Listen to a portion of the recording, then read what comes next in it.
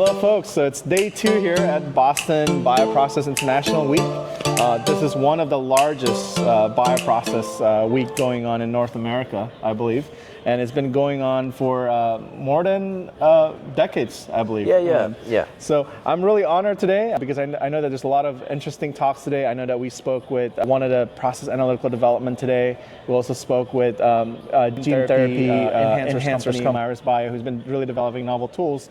And I have the pleasure today to meet JP. JP, lovely nice to meet you. It's been great so far. Yeah. Thank you so much. I know that you've put a lot of hard work in bringing a team here to enable this bioprocess to happen every year. Yeah. You host really great events. Thank you. A lot of great talks. A lot of great thought leaderships who are here to not only share their lessons learned, but also to innovate and collaborate together.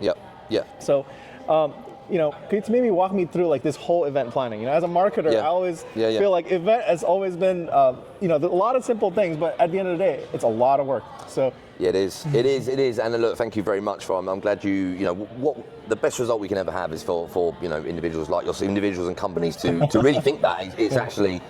It's a bit like having children when people compliment your children on their their manners, and you feel kind of proud. And we are very, very proud of this event, and it has been and is still a massive project to keep. And we use the word innovation, certainly in your industry, in the industry, but for us it is about that, and it's about changing our mindset, which we've had to do post-COVID, coming out of the COVID, which I think changes every marketer's mindset, every company and commercial enterprise mindset, but really thinking about what does the modern event look like, and what does a modern human being need from an event, compared to maybe what it was pre-COVID and what it's going to be in the future. And we spent a huge amount of time as a team rethinking what that proposition was, and you're only just starting to see what we hope this event will be now, moving forward. And really, the way it's changed, and the things that you will probably notice is the feature areas, the more human side of the event. There's a lot of engagement, it seems like. Very much. So we're very lucky. We service a market that there is a thirst for knowledge, a thirst for collaboration. And if we do the right things, the simple things, we put in good content, the great speakers, in the right venues, at the right time of the year, we've got half a chance. But our ambitions are really to think about what do people want aside from that. And those things are, as frivolous as you may think them to be, great coffee, good food, sitting with some colleagues or some new faces around a table, crafting or creating perfume or having a decent espresso, whilst maybe doing some yoga or post a fun run. There's a yoga and fun run this morning at 7. And that all really started with a load of us after COVID, sitting in a room looking at the different personas that come to our event, trying to understand who they are and what is it that they want. Some may want a workstation so they can do a Zoom call or phone home in a quiet area. Some people may just want meeting rooms where they can have face-to-face meetings. So at every stage, and we haven't quite got it, where we want it to be, but we've made huge strides in trying to make this a really terrific event for the industry on the East Coast. Oh yeah, I think so. I think we see a lot of fun activities, right? I think it fosters engagement with thought leadership. I think we say hi to our old colleagues, old friends, And I think what is really astounding, I think you've done a really good job. I know that there's this is not a new feature, but on every day you've been sort of supporting organizations locally of various diverse organizations, right? From CGT Circle. I heard a lot of great talks yesterday about it. And so walk me through what is that strategy? Is that part of? I mean, I think we both know the industry is suffering right now compared to what it was, and we know that there's a lot of turmoil in the market, both economically, politically, and that's unsettling for the audience. But even without that backdrop, as I said, we've got to keep on kind of thinking about what people want from an event. I think a few years ago it was pretty simplistic. It was suppliers, vendors looking at primary audience on the pharma side, and with probably a lot more complexity than that. But what we've noticed is that there are so many different branches of this industry that are becoming more and more relevant to individuals who pay to come here and what they want to get out of the event. And then also, these events aren't cheap either to run or to attend. And as such, we've had to have a real think about accessibility, and think about who can come here, who can afford to come here, and what we're starting to do is look at relevant audience groups that we want to give exposure to, that we want to make sure that they have an opportunity to connect with key individuals, media groups, pharma Even companies. Mentorship, I heard that there's a lot of mentorship going Latinos in bio. Latinos in bio, yeah. Is a massive one. Women in bio, and it's not just about necessarily diversity. We've got the dream opportunity where we have on Thursday, tomorrow, a huge amount of students that are coming from fantastic educational kind of institutions that we are shepherding around the show floor to make sure they get a chance to talk to potential future employees. That's our future right there, right? Yeah, so I think it was just a kind of, let's not just, hit the market, hit the data and see how the chips will fall. There's a lot more curating that's going on and thought about who do we want in that room over the 3 days. That's amazing. I think what you've done is really, built not only the innovation and collaboration within the existing thought leaders, but also inspiring the future leaders to be able to participate in bioprocess. Because otherwise, look, this whole industry is going to be growing. Absolutely. In biologics, you're looking at double-digit growth. Yeah. Some of the novel indication, although facing some, a little bit of winter right now, these are still some therapies that change people's lives. Yeah, if you look at the countries around the world that are investing in this space. Oh, yeah. But not, and I don't mean geographically. I mean in this industry, in bioprocessing. When you're looking at Saudi Arabia, if you're looking at the Middle East as a whole, if you're looking at China, this industry is not going away. Now, yes, North America and Europe are maybe suffering in comparison from an economic backdrop, but that's not going to go away. That's just, as you say, a winter, and summer will come soon. That's right. And as a result, it's always going to need the best talent in the world to keep it that way. And if you think about Boston, MIT, Harvard, all the other great, the best minds in biotech here. They want to come here and they want to kind of see what does their market look like, what does the industry look like, that's right. And we are hopefully giving them an opportunity not just to meet future employees, but understand what are the topics of conversation, what's the content that's being consumed, how does what they're studying in school right now actually materialize as a marketplace. Yeah, so thanks to you, because I think we get to see a lot of good contents. We're able to participate in some of those panels as well. That was really exciting. It's great. Maybe let's step back a little bit. I want to learn more about JP.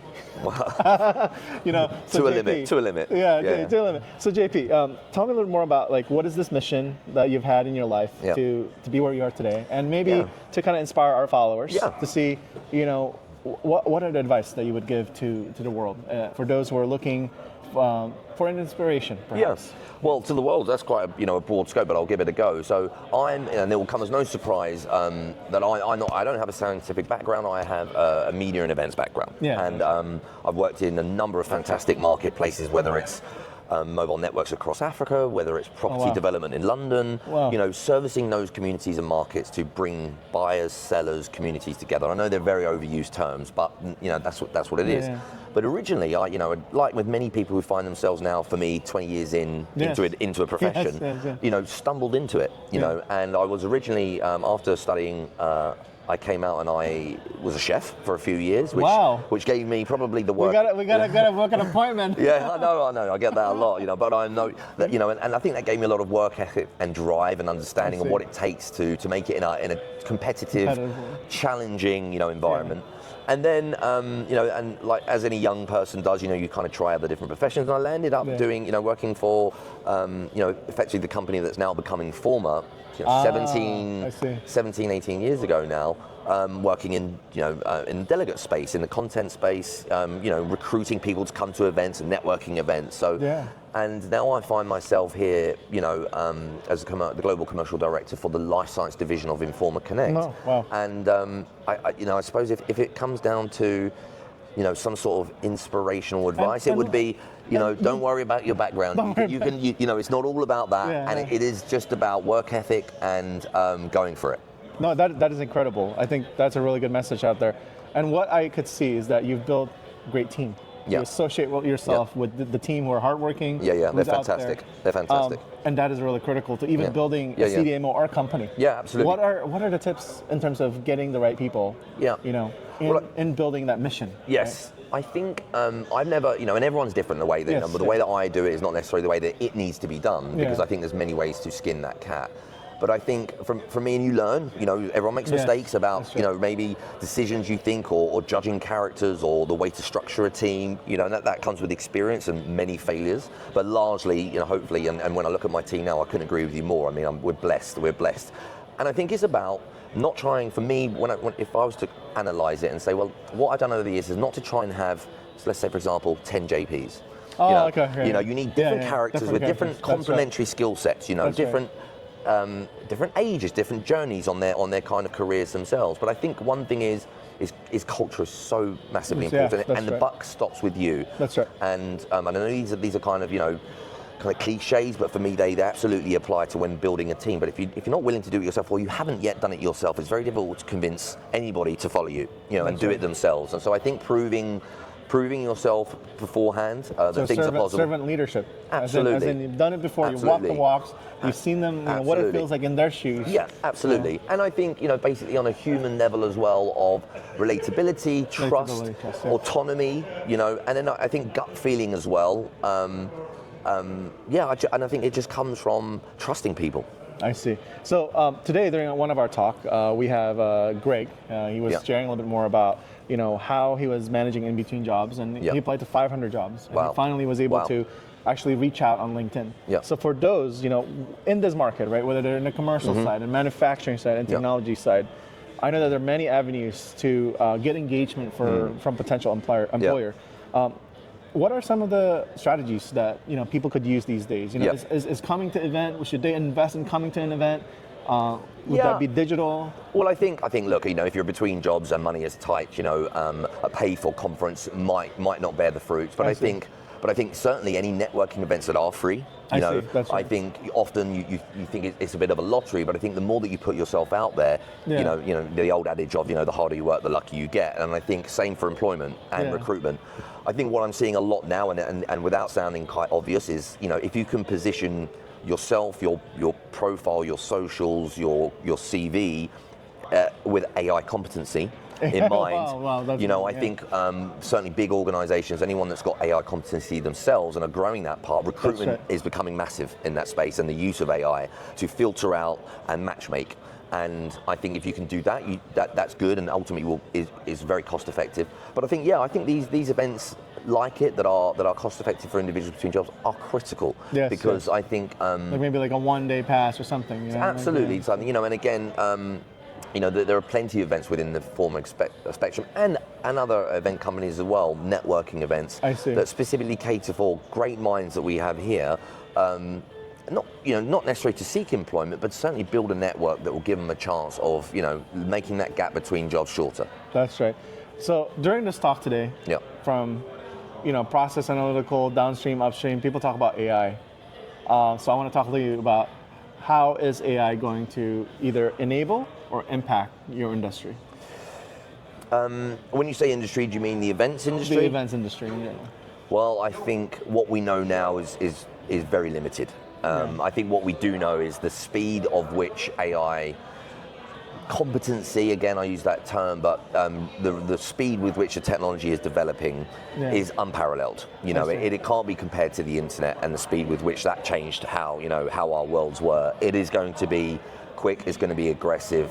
I think, like with every kind of piece of technology, some is going to be a hindrance, some is going to be value, you know, and in equal measure. And I don't think we quite know to the extent of it, but the things that we can see immediately, again, we talk about recruitment, we talk about potentially copywriting, we talk about, you know, I think you did a great job on partnering. So on this BPI, Connect Me, there's called AI matching. Oh, absolutely. No, and that's so exactly I tried that. It was great. You know, I was like, who would be the right fit for me? You know. Yeah, no, and I think that's going to become more and more prevalent. You know, and I think at the experience at the events, I think those sorts of things are absolutely correct. I think it's going to be about both coupled with the human support, obviously, and AI. I think, you know, the way that we interpret our data and look at how people's behaviour on sites, again, what they ultimately really want to be doing. We can hopefully do that with some AI analytics moving down the road, you know, and understand what they want.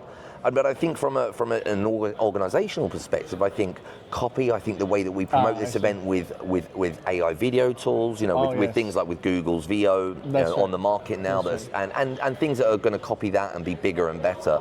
You know, we're going to be able to get out things on our social that are going to be much bigger, brighter, engaging, quicker. That's right. And inform our communities about the, what's here and what's going to be, here in Europe or what's going to be here in Asia, this version that we're going to be doing. So I think there are loads of great things, but I don't think AI yet, we know enough about how it's really going to be in 5 years' time. All right. Well, thank you so much for joining You're me welcome. at this session. It's been great. It's been really lovely to meet you. Look, we really appreciate you for hosting this BPI event. We love having you. This event every year, everybody looks forward to it. That's great. From biopharma, pharmaceuticals. So proud to hear that. Are you also managing the investment event part of the Informa group as well? The EBD? EBD, yeah. I'm not, no, okay. But I'm certainly very familiar. And I will be there. We'll be there too. Okay. All right. Well, anyways, thank you so much, JP, for chatting with me as well as spending the time about how you've innovated this whole event engagement. I think I have a good time at least. I got the perfume, and then there's a masseuse area, and there's a lot of engagement area. And we got the science party tonight at the Boston Science Community. So yeah. And you put out really good panel speakers at this event. Yeah, year after year. We've got fantastic producers who know the market inside out and have great relationships. So it's thanks to them. All right. Well, stay tuned for we got day 3 tomorrow, and. We'll be talking a little bit further with some of the other leaders on the cell therapy side, on the gene therapy side today, right after this episode. So stay tuned and come visit BPI next year, 2026. Please do. You're very, very welcome. Boston. All right. See you then.